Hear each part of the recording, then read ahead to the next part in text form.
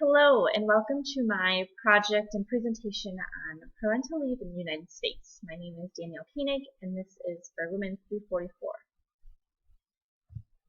So first, just a little background. Maternity leave, as we all know, is temporary leave of absence from work for new mothers before and after childbirth. This is to support recovery, facilitate mother-child bonding, and we have Family Medical Leave Act, which offers up to 12 weeks unpaid time off. We'll get more into that. Paternity leave is for fathers. FMLA does not promise any time off for fathers because it's a lot less common in the U.S. And even if it's offered, many fathers do not take time off. So this kind of goes into the different kinds of stigma that men and women face due to like having a child and also having a career. Sadly, because of gender norms, the different outlooks on there are different outlooks on maternity and paternity leave. Since mothers are the ones, physically having the child, it makes sense. Yes, they are offered time off, to recover and bond with the baby. But according to an NPR article, more fathers want paternity leave, but it's just very difficult to get.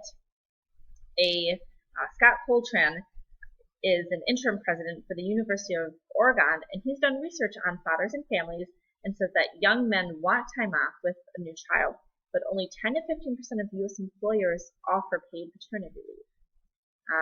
So I think it's useful to use a gendered analysis to recognize the differences that men and women face within the topic of parental leave. It's also important to realize that both mothers and fathers, they face different hardships in the workplace. So for example, men are stereotypically seen as family provider, so they need to work, and it's not masculine to take paternity leave, or just workplaces don't allow it, really, to have paid paternity leave. Where women, if they, of course, they can get the 12 weeks off, if they're eligible, but a lot of women still face that, they're seen as the housewife who needs to take care of the family, and the men can't do that.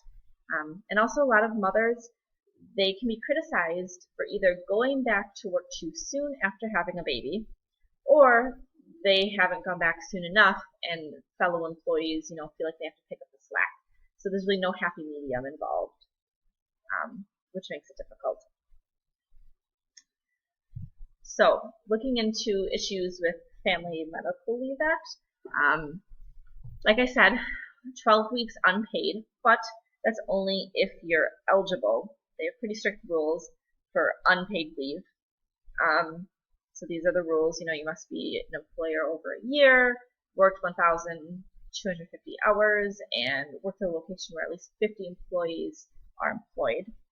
So FMLA is nationwide, and there's no, paid leave. So paid leave is actually up to each individual state. And that's not a bad thing. It just makes for a lot of differences between states and different companies. It just really depends where you work. For example, an article written by Forbes gives a list of the best and worst states to be pregnant or a nursing employee. It explains how the 5 states of Alabama, Georgia, Idaho, Kansas, and North Carolina have not passed pregnancy discrimination or state-protecting workplace lactation laws. So as you can see, this plays into the criticisms women face in the workplace and shows, it really depends where you live and how you're going to get coverage for, maternity leave and pregnancy discrimination and all that kind of stuff. So then we go into my research a little bit. I interviewed 4 married couples who have children of differing ages, and I asked them, were you offered paid leave when you had your child? How long did you take off total? Did you want more time off? Is there a reason you went back when you did? So I'll kind of quickly read these. The first father is 50 years old, says, I was not offered any paid time off. I took a few days vacation off for our first kid, but my mom came to stay with my wife to help out and make food. I would have liked to have been able to have more time off, but we needed money. The mother said, I was offered 2 weeks paid leave at my job. I took off 6 weeks total. 2 they paid me, 2 weeks of vacation, and 2 were unpaid. I would have loved more time off. The reason I went back was to get a paycheck. I did not want to go back at all. Couple 2 said, father said, ha, no, My company does not offer paid leave for dads. I took off a week of my vacation to stay at home, but that's all. I would have loved to have stayed home longer to help out, but it really wasn't an option. I had to make some money for us so my wife could stay home longer. So right there, the last sentence kind of plays into the whole gendered analysis, and he's the family provider. Anyways, the mother said, I was offered 3 months of paid time off, which is really great compared to a lot of other places. I took full 3 months and would have even liked longer, but I knew I needed to get back to work. Couple 3, the dad said, nope, no paid time off or any time really. I work at a small company and all employees are needed, so it would have been hard to stay home even though I wanted to. I took off 5 days from my vacation, though, which was nice. The mother said, I was allowed to take up to 3 months off for maternity leave at my work. Only the first 6 weeks were paid, though. I used my vacation time too. I only went back to work because I felt like I was getting behind. And the last couple, the father said, where I work, fathers don't really get paid time off for paternal leave unless they use vacation time, so that's what I did. I took almost 2 weeks off to be home, but I think my wife would have wanted me to stay home longer. Mom said, when I was working, my company allowed me to take off 3 months, and it was paid. I worked for a really great insurance company, and they were family-oriented. I think it was a great amount of time to be home with my baby. A little more time home would have been nice, but I was also ready to get back to work because I felt behind. So these are my results, just the recurring themes in case you missed some. Pretty much overall, no paid leave for fathers. Mothers were offered at least some paid leave out of the 3 months they're offered. Both men and women wish they had more time off, and sadly, the main reason returning to work is because they need money, and mothers felt behind at work, so that's also a reason for returning. And the reason I didn't include the workplaces is because I didn't want, just for confidentiality, I didn't want the workplaces to get weird about it or anything. So just letting you know. Anyways, so as you can see, we have a need for paid leave.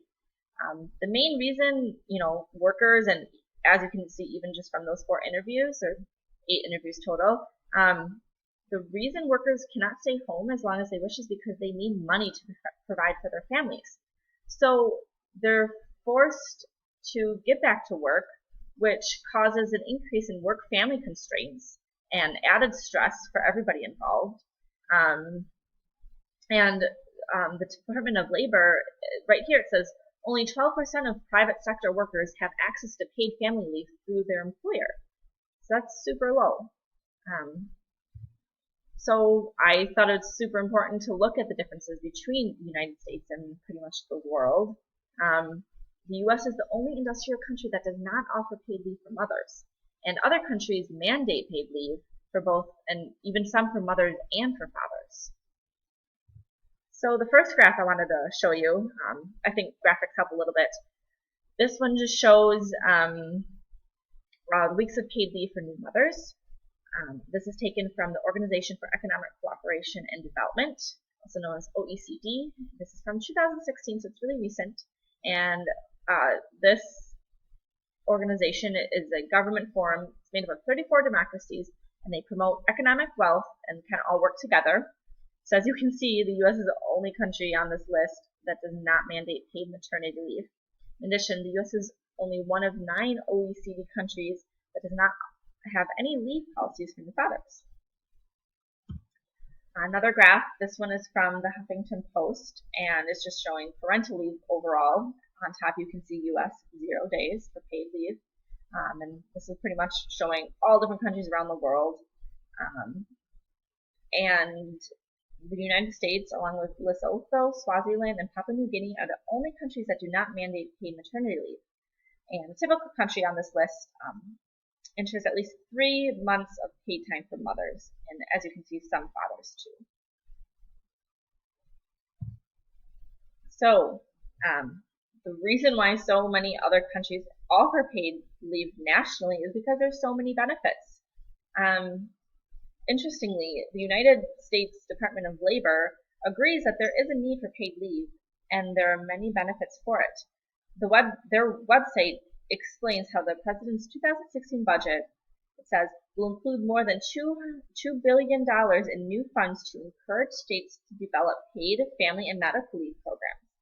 But I think the key word here is encourage, because since we have FMLA, there's no national program for paid leave. So each state gets to decide what they do with this money and, their laws and their companies, and, decide what they think is right for new parents. And so really depends what state you live in. But anyways, some benefits, listed from the Department of Labor, pretty much it can increase female labor force participation, leads to positive outcomes for parents and children, and it increases worker retention and decreases turnover. Going in deeper, the article written by Monica Porter explains why mandated leave for mothers and fathers is so important. Pretty much it gets rid of the stigma. The idea of, like the pick up the slack for other employees, that will go away because it's mandated leave. So, like, I don't know, it's not a choice. Like, you have to take it, which is, I think, a really great idea. Porter also explains what I think is really important is paid leave will lead to gender equality in the workplace because moms and dads are getting paid time off. So you're breaking down those stereotypes. You're getting rid of it. You're increasing work-family relationships, and it also will help gay and lesbian couples because it doesn't matter if you're the father or the mother. Everyone deserves paid parental leave. So overall, I believe that through my research has shown the significant need for paid paternal leave, and I think it's quite clear. There's so many benefits, and it would be so helpful for the United States. I think it's so easy for us just to learn from these other countries and take their ideas and put them in play. A lot of other countries, they use different insurance programs and stuff like that, where like they make sure it works, and that's just so cool. And it, like I said, fights for gender equality in the workplace. You develop positive work-family relationships, and it ensures children's health development. So yeah, overall, I really hope that in our generation we start to see a change and a shift in the United States with the new mothers and the fathers going in the workplace, and really fight for this right and really catch up to other countries because it's something that we all deserve. And yeah, that's about it. These are just my works cited pages. And that's it. So thank you so much.